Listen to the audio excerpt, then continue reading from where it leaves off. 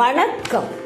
அனைவருக்கும் பெங்களூரு வித்யாரண்யபுரத்தில் உள்ள ஸ்ரீ காளிகா துர்கா பரமேஸ்வரியின் திருக்கோவில் ஸ்வேதக்ஷேத்திரம் பக்தையின் சரணவராத்திரி வாழ்த்துக்கள்.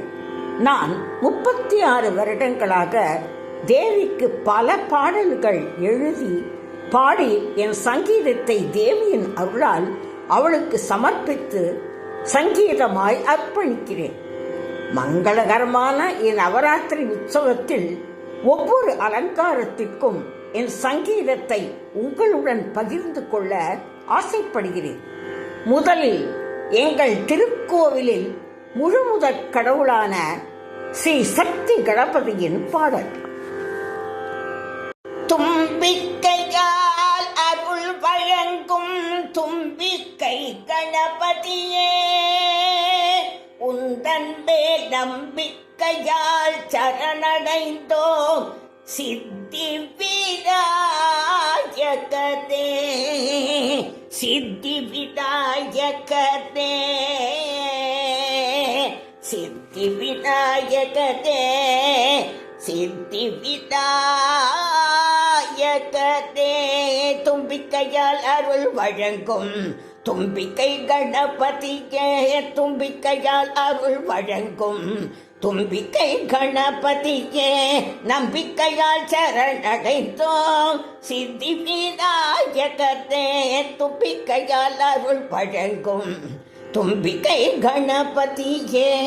வருடா வருடம் ஆவணி சதுர்த்தியில் அன்னை கௌரியுடன் வருவாயே, வருடா வருடம் ஆவணி சதுர்த்தியில் அன்னை கௌரியுடன் வருவாயே.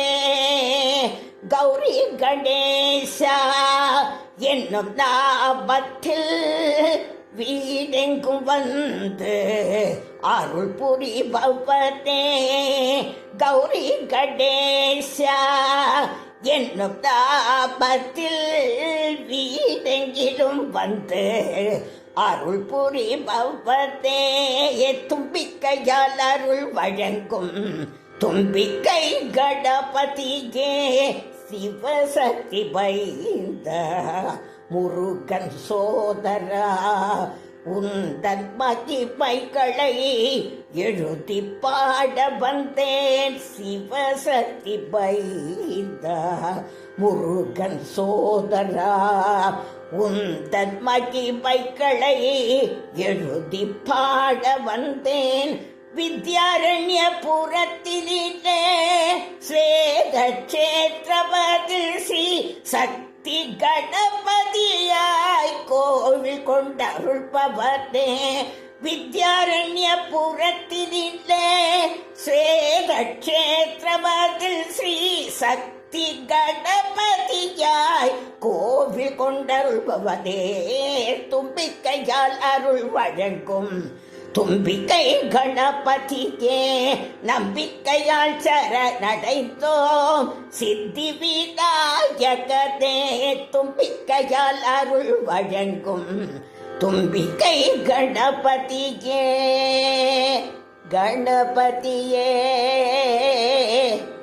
கணபதியே கணபதியே.